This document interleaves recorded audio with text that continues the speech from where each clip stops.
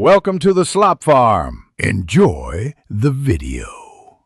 In this video, I will explain how to make ginseng tea. First, let's gather our ingredients. You'll need about 10 grams of fresh or dried ginseng root per serving. Make sure you have clean water, a small pot, and a fine mesh strainer ready. For an extra touch, consider having honey, a slice of lemon, or a bit of fresh ginger on hand. These additions can enhance the flavor and provide a soothing experience. It's a simple process that yields a wonderfully invigorating drink. Now that you have your ginseng, let's prepare it for brewing. If you're using fresh root, give it a good rinse under cool water to clean off any soil. Then carefully slice it into thin pieces, about 1/8 of an inch thick. This helps release its beneficial compounds. If you have dried ginseng, you can use it whole or break it into smaller, manageable pieces. This step is crucial for extracting the full flavor and benefits.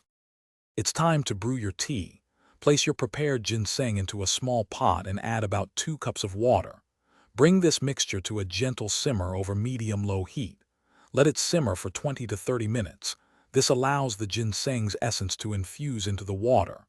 Once brewed, carefully strain the tea into your favorite mug. Now you can add honey, a squeeze of lemon, or a touch of ginger to taste.